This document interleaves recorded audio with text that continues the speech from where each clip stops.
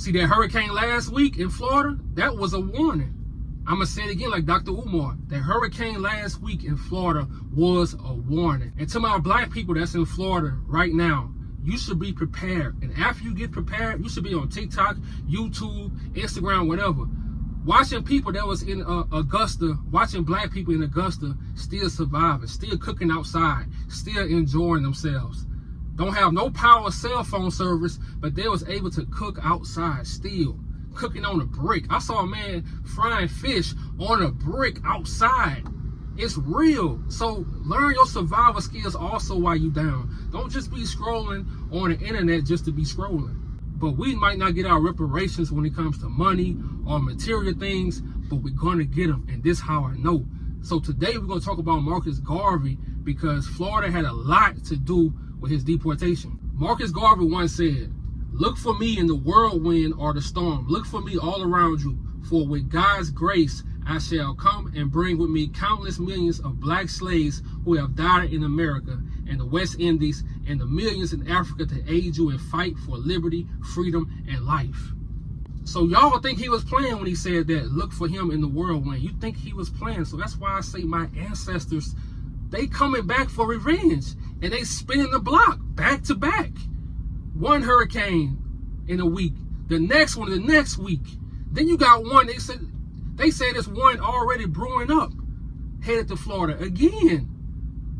All the dirt that Florida did to my people, to our ancestors, it's a lot, and we gonna get into it today. See, Marcus Garvey has something called the Black Star Line. The Black Star Line was a steamship company founded in 1919 by Marcus Garvey to promote economic independence and equality for black people. When you hear black people or anybody saying, man, black people don't own nothing, that's our problem, we don't own nothing. Own anything in America for what? Everything we tried to own, they destroyed it. The FBI destroyed it. The president destroyed it. Look, on purpose. They sent FBI agents to infiltrate on purpose to destroy black companies, black businesses, on purpose. But watch your mouth when you're speaking on what black people are not doing or don't own. But we gonna get into that, man. We'll get into the Tulsa Massacre. We're gonna get into all of that, man. And see, this is my favorite part. This is what I love. Marcus Garvey also wrote poetry. It seemed like back in the day, a lot of people wrote, man. I love that. He had a poem called The Tragedy of White Injustice. Lying and stealing is the white man's game. For rights of God, nor man he has no shame. A practice of his throughout the whole world. At all, great thunderbolts he has hurled. He has stolen everywhere, land and sea. A buccaneer and pirate he must be. Buccaneers, Tampa Bay Buccaneers football team. Unalive and all as he roams from place to place, leaving disease, mongrels, and moral disgrace. The world's history of him is replete. From his javelin boat to new built fleet, hosts he has robbed and crushed below. Of friend and neighbor he has made a foe. From our men and women he has made the slave. Then boastingly he calls himself a brave. Cowardly he steals on his trust and prey. Unalive in the dark, then shouts he hooray.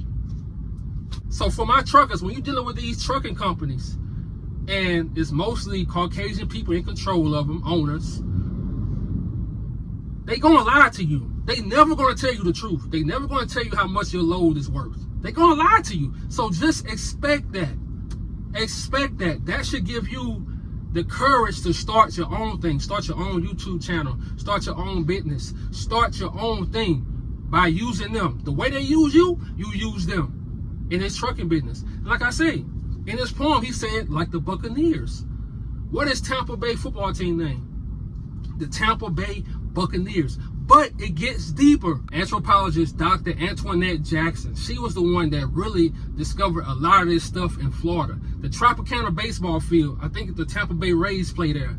They had cemeteries of African-American slaves under the baseball field. They had cemeteries, graves under the parking lots.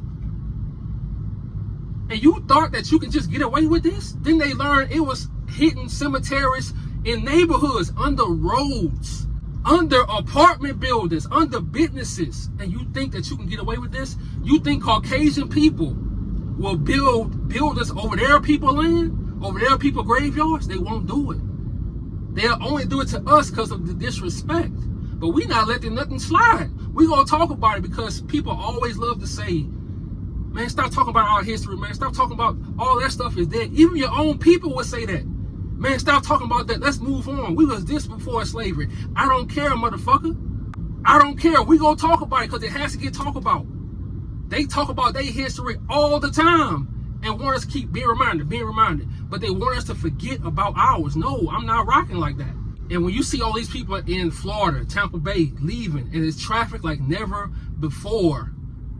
I think since Hurricane Andrews, I was like 2 years old at the time. I think it was like 1992, something like that. Traffic, 3 hours, you just go 50 miles. And then you see one of the news people on TikTok. Well, I saw it on TikTok. He's crying because he knows. He knows. You think this man from Florida, this old man from Florida, you don't think this old white man from Florida, you don't think that he know what his ancestors did to black people? He knows his history. He'll never speak on it. See, they act like it never happened. That's their thing. They act like it never happened, but you can't hide for long. Revenge has no date on it. Revenge has no expiration date. How you have our ancestors' graves under a baseball field? And I heard some was under Tampa Bay football field. Then you build over it.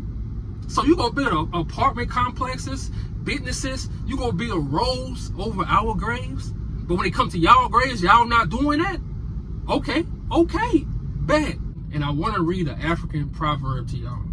He who digs a grave for his enemy might as well be digging one for himself. So all them graves they dig for our people, they still do it today. I got an uncle, he in Angola right now. Once you in Angola, once they give you life, they got their own graveyard. So you never leaving. They still do it today. Angola ain't nothing but a plantation.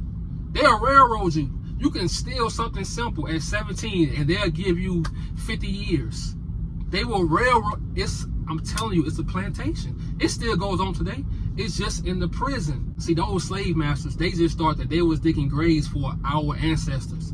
They thought they'll go dig their grave, put them in there, and they could build over it. And nothing was going to happen. Okay. Now you see Hurricane Milton coming. And like I say, I don't want people to be harmed, but it is where it is. When it comes to the land, you don't own that land. You stole that land from people. You stole from Marcus Garvey. And then I started thinking, how were our ancestors treated when hurricanes came in Florida back in the day? So I started reading. The 17th and 18th century, and probably more, see, they was vulnerable to those hurricanes because of their living conditions. What they did to them on purpose. They weren't worried about them. They was back in the big house. So now you see, fast forward to now, okay, you built all your pretty homes in St. Pete. You got all your pretty homes in Tampa Bay. You got all your pretty cars. You got all your pretty boats. All your boats. You go to Florida, all these Caucasian people got boats. Boats on boats, yachts on yachts. I'm telling you, after this storm, no more. Those yachts gone, destroyed, because they thought that they can just get away and go on with life. And the people that knew this history, they never speak of it. They act like it never happened. So fast forward to now, you wonder why you don't know your grandparents. You wonder why you don't know your great-great-grandfather. It's no ties. You can't tie back. You have to pay Ancestry.com, the real crooks, to learn who you are. So we have to go through demons to learn who we are as a people. You see how they try to set that up? So I'm not letting none of this shit slide. I'm going to talk about it every day.